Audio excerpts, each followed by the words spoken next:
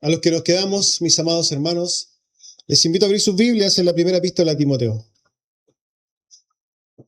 Primera carta a Timoteo, vamos a estar leyendo desde el capítulo 1, ¿no?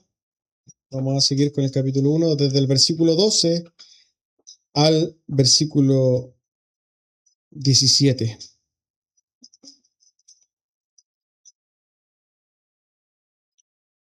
Entonces, la lectura será Primera de Timoteo, capítulo 1, versículos 12 al 17.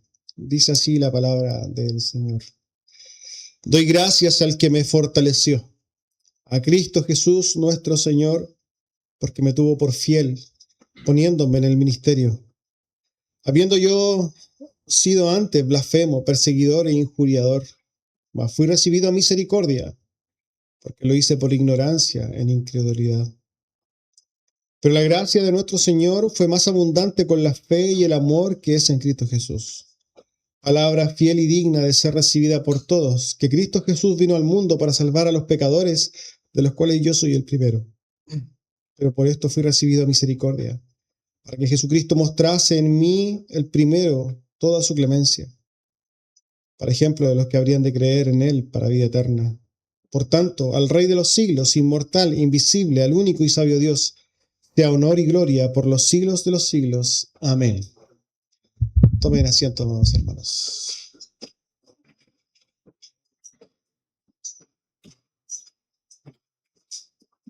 Recordamos nuestras actividades. Día miércoles a las 8 de la noche tenemos culto de oración, al cual están todos cordialmente invitados.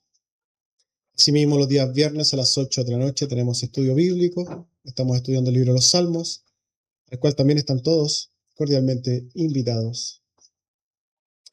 Y el día de hoy, entonces, guardando este hermoso día del Señor, día de delicia, día de reposo, comenzando con este culto general a las 11, pero también terminando a las 7 de la tarde, ¿no? Con este culto evangelístico y con una serie de estudios en el intermedio. Dicho eso, entonces vamos a la predicación del día de hoy, que tiene por título La misericordia del único y sabio Dios. La verdad es que el texto, yo creo que ustedes ya se dieron cuenta de que es un texto precioso, es un texto glorioso, ¿no? Son palabras del apóstol Pablo dichas a Timoteo que expresan, ¿no?, esa gratitud, quizás la impresión, ¿no?, la admiración en gratitud hacia ese Dios que le ha dado la oportunidad de poder servirle. Ahora, esto está enmarcado, ¿cierto?, en el capítulo 1 de Timoteo. La semana pasada, no sé si ustedes recuerdan, que en los versículos anteriores el apóstol Pablo está enseñando del uso de la ley. Espero que se acuerde de eso. El apóstol Pablo está enseñando de que la ley no tiene un uso correcto. No es para salvarse, sino que para demostrar la culpabilidad de los hombres. Y esa enseñanza que el apóstol Pablo está dando en los versículos anteriores tiene que ver o se apega, ¿cierto?, al glorioso evangelio. Porque en el evangelio, ¿cierto?, esta verdad no puede ser ignorada, que el hombre es culpable delante del Señor. Y obviamente con esto en vista es que el apóstol Pablo ahora se introduce a las palabras que vemos el día de hoy. Vamos al texto para ver lo que el apóstol Pablo dice en detalle. En el versículo 12 dice así: doy gracias al que me fortaleció, a Cristo Jesús nuestro Señor, porque me tuvo por fiel poniéndome en el ministerio. El apóstol Pablo entonces comienza este fragmento dándole gracias a Dios. Particularmente aquí utiliza el nombre de Jesucristo. Gracias a Jesucristo. Y él agradece, ¿no? ¿Por qué? Porque él ha sido llamado a ese ministerio. Sabemos que él tiene un ministerio apostólico, él es un apóstol. Sabemos que el apóstol Pablo era un pastor, ¿no? Pero obviamente tenía una jerarquía superior porque era un apóstol de Jesucristo. Pero independiente de qué es lo que sea el ministerio, estamos hablando del servicio al Señor. El apóstol Pablo le da gracias a Dios por haberlo llamado al servicio a Dios. Lo que hace el apóstol Pablo por medio de esta declaración de gratitud es justamente negarse a todo orgullo. Él se despoja de todo mérito. Él dice: no hay nada bueno en mí. Es el Señor el digno de la gloria de que yo haya sido llamado. Porque él, como nosotros lo conocemos como el apóstol Pablo, pero su nombre original era Saulo, y cuando él no conocía al Señor, ya sabemos quién era ese hombre. Era un perseguidor de la iglesia. Era un hombre que no tenía dignidad delante de Dios. Derechamente no tenía nada bueno a lo cual el Señor pudiera ver. Esto es lo que quizás todo hombre que sirve al Señor debería entender, ¿no? De que si nosotros somos llamados a servirle al Señor, no es porque haya algo bueno en nosotros o porque el Señor haya visto que nosotros teníamos un gran corazón o grandes virtudes. El Señor no llama a sus siervos porque sean dignos de ser llamados al ministerio. Todo llamado para el servicio cristiano apunta a la gloria de Dios. Dios es el que no solamente llama, sino que transforma a personas viles. Él después va a decir, yo soy de ellos el primero. Pero no es solamente algo que quizás las personas que sirven al Señor deberían entender. Esto es algo que toda persona que profesa la fe debe entender. Escuchamos muchas veces afuera de personas que dicen, no, yo tengo una relación con el Señor. Y de hecho muchos dicen, no, yo desde chico fui espiritual, yo desde chico, desde niño siempre fui especial. Yo desde niño siempre me apegué a las cosas de Dios.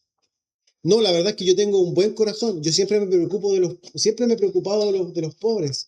Siempre yo tengo buenas intenciones. Yo he escuchado esto muchas veces.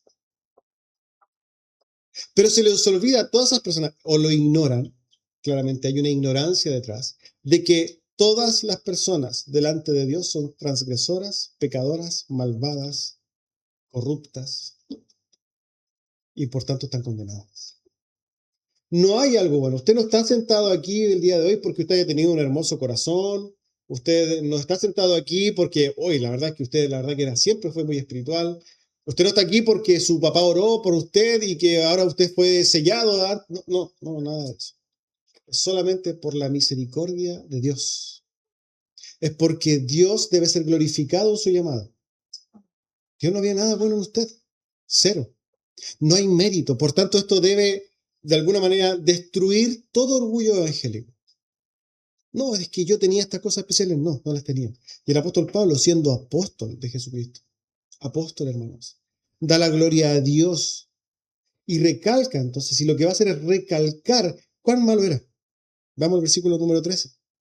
Dice él, versículo 13. Habiendo yo sido antes blasfemo, perseguidor e injuriador, mas fui recibido a misericordia, porque lo hice por ignorancia e incredulidad. El apóstol Pablo se reconoce a sí mismo tal cual era antes de que el Señor lo llamara. Él mira para atrás, hace memoria, ¿cierto? Y se da cuenta de que efectivamente cuando el Señor lo llamó, no tenía nada bueno que entregarle a Dios. Es más, él era, como se describe ahí, un blasfemo, un perseguidor y un injuriador. Con estas palabras el apóstol Pablo está describiendo su total lejanía de Dios. Él no tenía ningún tipo de relación con Dios, por más que utilizara el nombre de Dios para llevar y defender su celo. Recordamos que él tenía celo de un Dios que no conocía y por tanto perseguía a la iglesia. Y ahí cometía una serie de atrocidades, ¿no? Él aquí describe como blasfemo, lo que significa que era algo como, o se puede entender como alguien que maldecía a Dios, porque maldecía al verdadero Dios, que aquí hay que entender esto. Mucha gente habla de Dios y habla cosas lindas de Dios, pero no está hablando del Dios verdadero.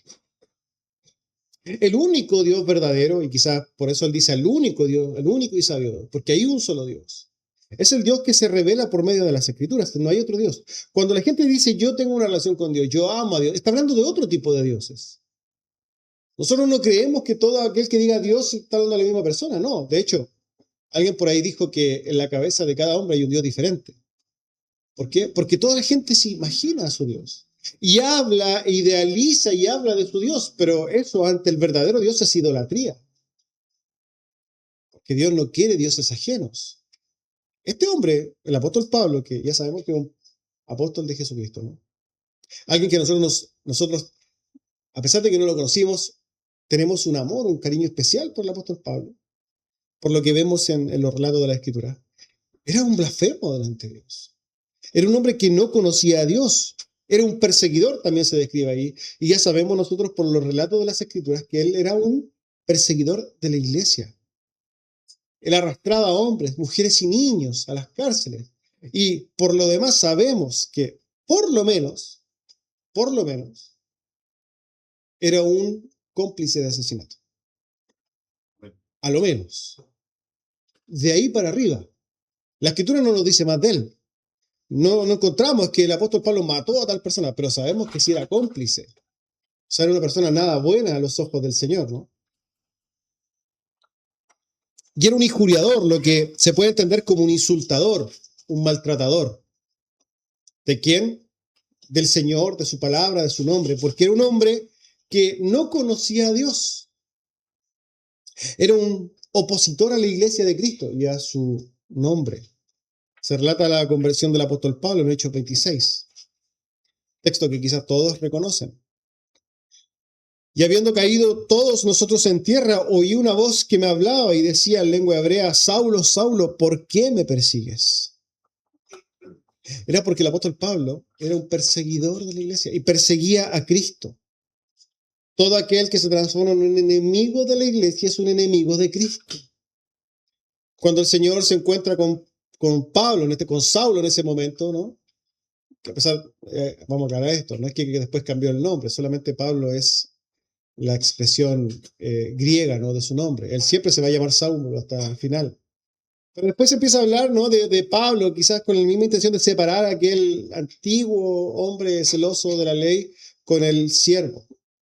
Pero sigue siendo, pensemos si tenía carnet, seguía siendo Saulo. Ahora, el punto es que el Señor lo llama y le pregunta: ¿por qué me persigues? Jesucristo mismo hablándole, diciéndole: ¿por qué me persigues? Y era porque el apóstol Pablo era un perseguidor de Cristo, era un perseguidor de su iglesia. Y el apóstol Pablo dice: bueno, aquí está la causa, era porque era ignorante y un incrédulo. Lo que nosotros entendemos por las Escrituras es que todo ignorante y todo incrédulo se transforma en enemigo de Dios. Y esta es una realidad que nosotros tenemos que comprender, hermanos. ¿Por qué? Porque cada uno de nosotros era enemigo de Dios. Podríamos ser moralmente muy aceptables. Nos podemos comportar muy bien en la sociedad. Podríamos ser muy buenos vecinos. Podríamos estar atentos a las necesidades de los demás. Pero si no conocíamos al Señor Jesucristo, éramos enemigos de Dios. Y esa es la condición del mundo el día de hoy. Por tanto, es tan necesaria la predicación del Evangelio, ¿no? Porque hay gente afuera moralmente muy buena. Afuera hay gente moralmente y podríamos decir que son muy buenas personas en lo externo. Pero delante de Dios y de su santidad son personas que están condenadas. ¿Por qué?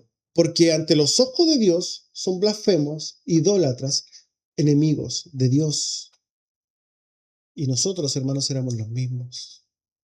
Por eso el mismo apóstol Pablo, escribiendo a los Efesios, hace esta redacción, ¿no? Efesios capítulo 2, hablando de los creyentes y cómo éramos antes. Escuchen lo que el apóstol Pablo dice: y Él os dio vida a vosotros.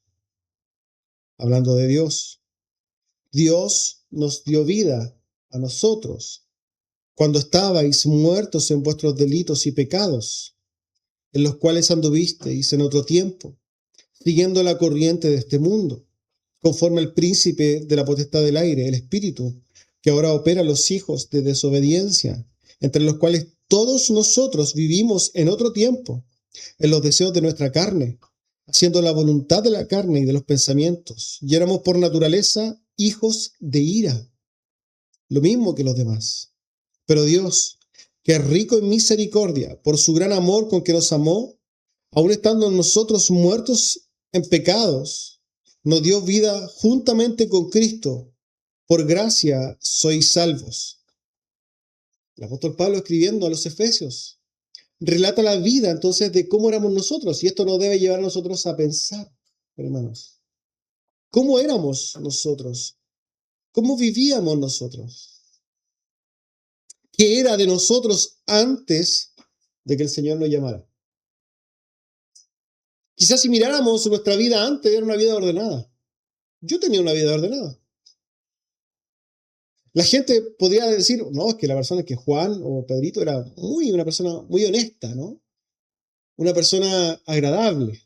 Usted podría haber sido esa persona. Pero el punto es que no nos dábamos cuenta, ¿no? De que estábamos muertos en delitos y pecados y que éramos por naturaleza hijos de ira. Y no había nada bueno en nosotros. No había absolutamente nada bueno, porque lo que hacíamos, quizás de manera pasiva o en la ignorancia, pero lo hacíamos igual, era rebelarnos contra Dios, rebelarnos contra su ley. ¿Acaso no éramos como el apóstol Pablo? Nosotros no despreciábamos, quizás incluso muchos de nosotros despreciamos a quien quizás nos predicó, o nos burlábamos de los cristianos. Hermanos, si alguien se burlaba de los cristianos, ese era yo. Me caían mal los evangélicos. De hecho, yo decía en mí, si alguien es evangélico es tonto. Y lo reconozco. Yo lo decía así. Y yo moralmente me creía superior a los evangélicos, porque la verdad que el tipo de evangélico que conocía también no ayudaba mucho, ¿no?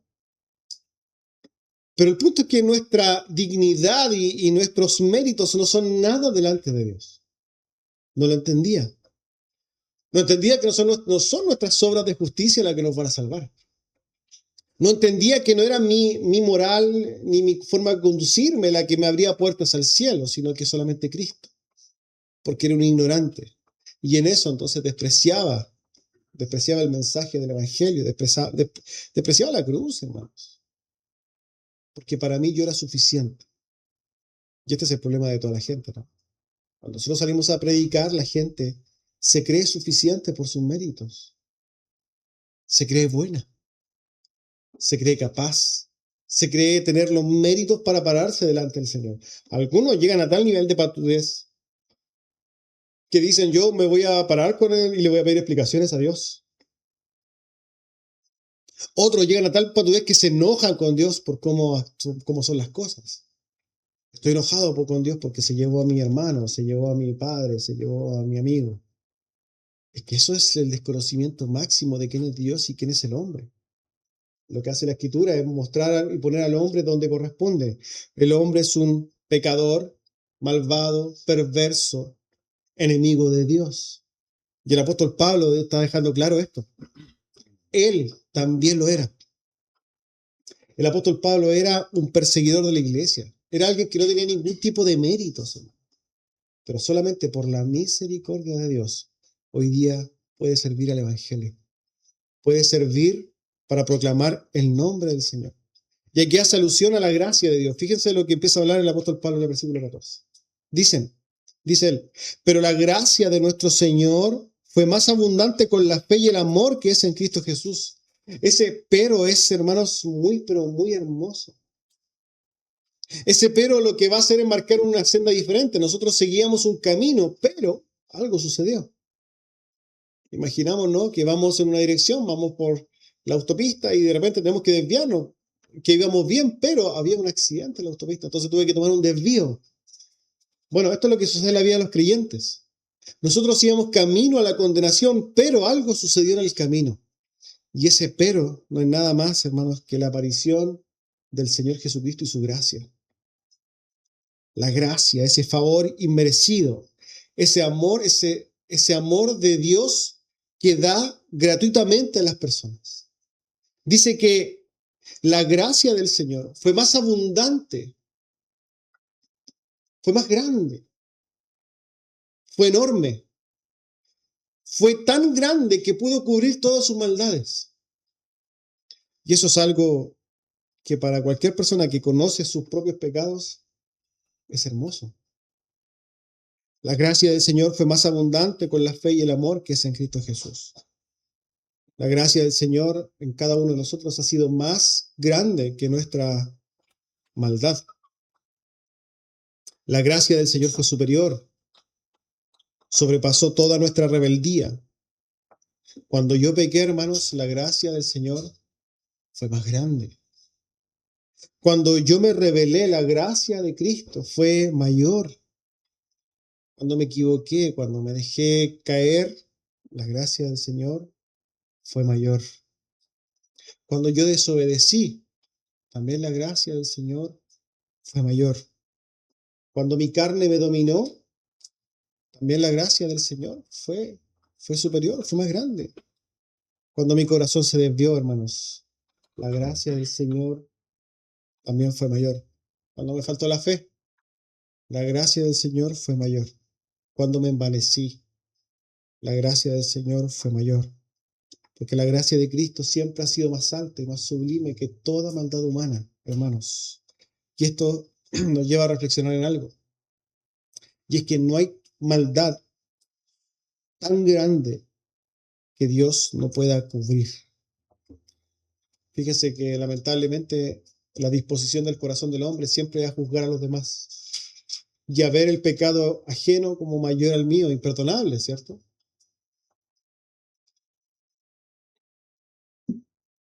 Muchas veces nosotros vemos al abusador y todos caemos en esto, ¿no? A personas que expresan su maldad de maneras tan horripilantes que nosotros deberíamos decir, es que ese hombre no tiene perdón de Dios. Pero la gracia de Dios es suficiente para perdonar hasta el más vil de los pecadores. Nosotros hoy día somos testigos de cómo, ¿no?, en África particularmente vemos todos los días noticias de nuestros hermanos muriendo por la fe en Nigeria. Y diríamos, y de hecho nos enojamos, ¿no?, con esos radicales del Islam que matan a nuestros hermanos con sus familias e hijos. Pero debe preguntarse, ¿y el Señor podrá perdonar a uno de esos hombres? Y la respuesta es sí. ¿Y sabe por qué sí puede perdonarlo? Porque la gracia de Cristo es mayor. Porque la gracia de Cristo puede perdonar todo pecado, toda maldad. Puede perdonar al apóstol Pablo como perseguidor de la iglesia, pero puede perdonarnos a nosotros, hermanos. Yo le invito a que se ponga a pensar en su propia maldad, que pueda meditar en sus propias expresiones de maldad, en sus propias fallas, porque estoy seguro que aquí todos fallamos.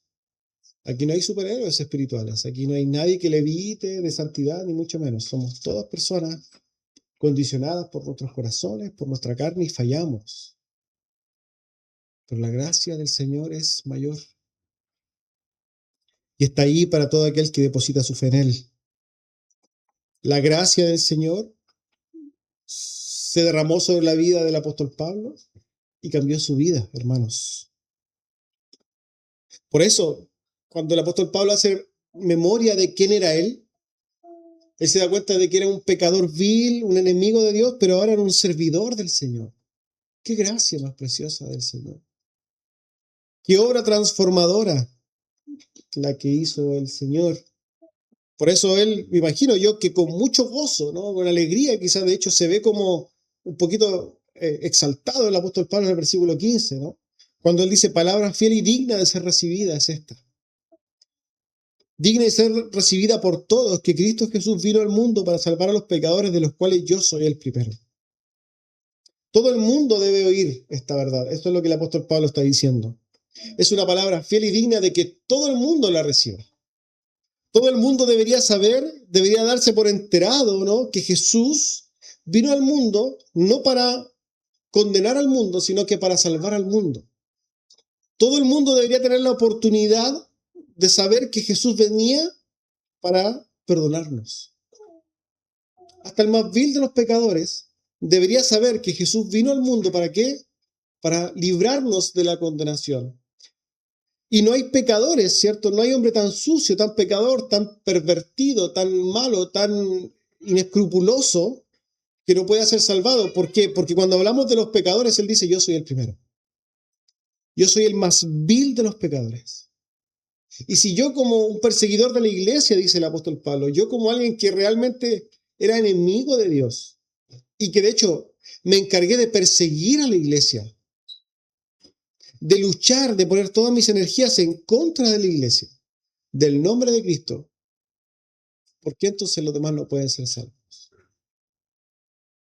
¿Por qué no puede haber perdón para los demás? Es digno, hermanos, esta palabra es digna de ser recibida. Por eso la iglesia tiene un llamado especial en esto, de proclamar el Evangelio, de proclamar las buenas nuevas de salvación. Todo el mundo debería saber que la gracia del Señor es suficiente. Mientras desarrollaba este texto, ¿no? La predicación, me acordé del famoso John Newton, ¿no? Con su himno tan conocido, de la gracia sublime del Señor. Él escribe, ¿no? Sublime gracia del Señor que a un infeliz salvó. Fui ciego, mas hoy veo. Estaba perdido y él me halló. Su gracia le enseñó a temer. Su gracia ahuyentó todas las dudas que tenía. La gracia del Señor fue preciosa cuando él fue transformado. Fíjese cómo él se describe antes y después de la gracia del Señor. Él se describe como perdido, como ciego, como infeliz y como vil. Pero después de recibir la gracia del Señor, era un hombre que veía, era un hombre feliz, era un hombre, podríamos decir, perdonado, era un hombre limpio. Él recibió una obra transformadora del Señor, igual que el apóstol Pablo. Una obra que se hizo evidente, hermanos, en la vida de aquel que recibió esa gracia. Ahora el apóstol Pablo sigue, ¿no?, proclamando la misericordia y la gracia de Dios. Fíjense en el versículo 16, cuando él dice lo siguiente. Pero por esto fui recibido a misericordia, para que Jesucristo mostrase en mí el primero toda su clemencia, para ejemplo de los que habrían de creer en él para vida eterna. Y él dice que la causa de su llamado, en primer lugar, tenía un propósito. El propósito de la misericordia que recibió de Dios el apóstol Pablo tenía también el afán de demostrar a los otros que Dios puede restaurar al más vil de los pecadores. Que eso debería ser testimonio, ¿no?, para todos los que iban a creer en adelante. Que nosotros hoy día, 2000 años después, podríamos ver la transformación del apóstol Pablo y saber y poder ver entonces el ejemplo de la misericordia de Dios. Recordemos que la misericordia tiene una raíz etimológica que se compone de dos conceptos, ¿no?, de la miseria y del corazón. Lo que quiere decir básicamente es que Dios pone el corazón en la miseria del otro. Y efectivamente, el apóstol Pablo era un miserable, hermanos. Era un perdido. Era un hombre condenado. Y efectivamente Dios mostró su misericordia con ese hombre. Tuvo misericordia de él. Y eso iba a ser testimonio para todos los que nosotros después meditáramos en la vida del apóstol Pablo. ¿Por qué? Porque veían como alguien tan vil como perseguidor de la iglesia ahora era un hombre que había sido transformado para servir a la iglesia. Era un hombre tan miserable, ¿no?, que estaba perdido realmente, tal como John Newton, que ahora era un guía para la iglesia. De hecho, la gran mayoría de la doctrina apostólica del Nuevo Testamento está en las manos del apóstol Pablo. Veían entonces cómo este hombre que estaba ciego ahora encaminaba a los demás. Veían cómo este hombre que era infeliz ahora estaba lleno de gozo en Cristo Jesús. Veían cómo un hombre que estaba muerto en sus delitos y pecados ahora llevaba el mensaje de la vida al mundo. Veían el testimonio viviente de la gracia de Dios que salva, restaura, hermanos, y cambia y da vida. Y de esa manera el nombre de Dios, hermanos, es glorificado. De esa manera el nombre del Señor Jesucristo glorificado. Ahora dejamos un momento, ¿no?, para la reflexión y la aplicación de hasta este momento. Vemos que el apóstol Pablo dice, yo recibí la obra del Señor y en mi vida hay una transformación, la cual va a servir para darle gloria a Dios y va a ser testimonio para los demás. Lamentablemente, hermanos, hoy día vivimos en un mundo donde los evangélicos lo que menos hacen es dar testimonio. Pero nosotros no nos vamos a hacer cargo del testimonio de los evangélicos. Nos vamos a hacer cargo de nuestro propio testimonio. Entonces usted tiene que preguntarse el día de hoy. Y la invitación a la reflexión es esta. Las personas que lo conocen pueden ver realmente una transformación en usted. Es evidente la misericordia y la gracia de Dios en su vida. Usted, por medio del testimonio, por medio de la transformación de la vida, los otros pueden realmente decir, este hombre es diferente, esta mujer ha sido transformada. Dios recibe gloria por medio de nuestro testimonio, hermanos. Esta es una pregunta que usted tiene que hacerse en lo personal. Puede decir como el apóstol Pablo, yo antes era una persona, pero hoy día soy otra. Porque se ha hecho evidente la obra, la misericordia y la gracia de Dios en mi vida. La gente lo puede decir. Yo espero que sí. Yo espero que sea evidente. Ahora, si el mundo usted lo ve como alguien igual del mundo y no hay ninguna diferencia, y la verdad que te dicen, la verdad es que no hay ningún cambio en usted, entonces es tiempo de preocuparse. Ahí es tiempo de preocuparse, porque lo que nosotros estamos dando testimonio de que la obra no está, entonces. No hay obra del Señor ahí, no hay transformación, no hay un antes y un después. Estoy llevando mi vida quizás como una cultura evangélica, pero no hay una transformación del corazón, del carácter, de las formas. No hay un cambio en mi hablar, no hay un cambio en mi vida en general, entonces eso debería preocuparme, hermanos. Según el apóstol Pablo, él da testimonio de que él era un perseguidor de la iglesia y rescatado por la gracia del Señor Jesucristo para dar testimonio a las nuevas generaciones, a los nuevos creyentes y, ¿por qué no, al mundo? Y él dice entonces que toda esa gloria debe ser para el Señor. Versículo 17, fíjese lo que dice.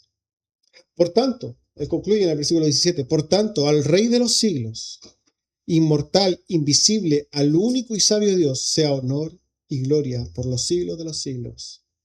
Amén. La doxología, que está en el último texto, por lo demás, doxología significa adoración con contenido teológico. Y lo que es claramente ahí hay una doxología. ¿Por qué? Porque está adorando a Dios con un contenido teológico. Está hablando de la persona de Dios, de sus atributos. Por eso es una doxología. La doxología, entonces, del versículo 17 claramente establece la deidad de Cristo. Si nosotros nos damos cuenta, todos los versículos anteriores están hablando de Jesucristo, pero al momento de dar la gloria, habla de los atributos de Dios. Está hablando entonces claramente de la persona de Jesucristo. Ahora es preciosa la forma en que el apóstol Pablo se refiere al Salvador. ¿Cómo dice? Al Rey de los siglos, al inmortal, al invisible, al único y sabio Dios. El punto es que el apóstol quiere, ¿no?, que toda la gloria sea dada a Cristo Jesús. Toda la gloria de los actos, de la vida del apóstol Pablo deben apuntar entonces a Cristo. Toda la gloria debe ser dada a Cristo. Por eso él dice por tanto, y eso es importante. Porque él está hablando de todo el contenido, todo lo que está sucediendo, y llega a la conclusión. Yo he sido transformado, yo era un perseguidor de la iglesia, yo era alguien vil que no tenía mérito delante de Dios. He sido rescatado por la gracia y por la misericordia de Dios, porque yo no lo merecía. Ahora, mi transformación da testimonio de la obra del Señor y concluyo, por tanto, que toda la gloria es para Cristo Jesús. Por tanto, podríamos decir, y es como si él dijera, toda cosa buena que ven en mí es para causa o es con motivo de la gloria del Rey de los siglos. Cada virtud que vean en mí es causa de la gloria al inmortal. Cada servicio cristiano que quizás vean en mí es para la gloria del Dios invisible. Cada creyente que haya creído por mi predicación es para la gloria del único y sabio Dios. Cada perdón que yo otorgue, entonces, podríamos decir, es para la gloria del Omnipotente. Cada misericordia que yo manifieste a otros es para la gloria del Omnisciente. Cada ofrenda que yo pueda dar es para la gloria del 3 veces santo. Cada mejilla que pueda poner es para la gloria del Cordero. Cada pedazo de pan que pueda darle al necesitado es para la gloria del Dios soberano. Y podríamos hablar de un montón de atributos más, hermanos. Pero el punto crucial es este. De Él, por Él y para Él son todas las cosas. Y toda la gloria es para Cristo. Cristo, nuestro Salvador, solamente es digno. Jesucristo, el Cordero inmolado, es el único digno de recibir toda alabanza, toda gloria, todo reconocimiento, toda pleitesía, todo homenaje, todo loor, toda reverencia. Cristo y solo Cristo. Es ante Cristo que se inclinarán los ancianos, es ante Cristo que nos inclinaremos nosotros y toda rodilla se doblará. Es toda la gloria dada al Rey de los siglos. Me quedo con lo que introduce el salmista en el Salmo 115. No a nosotros, oh Jehová, no a nosotros, sino a tu nombre sea la gloria. Amén. Vamos a orar al Señor.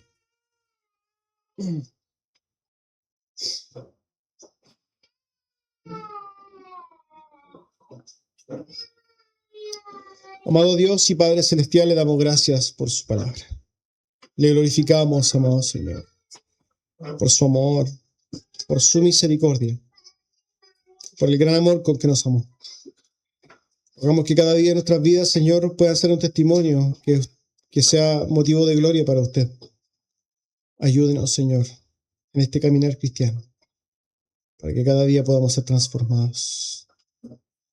Le alabamos y le bendecimos, Señor, en los méritos de su Hijo, amado Jesús. Amén.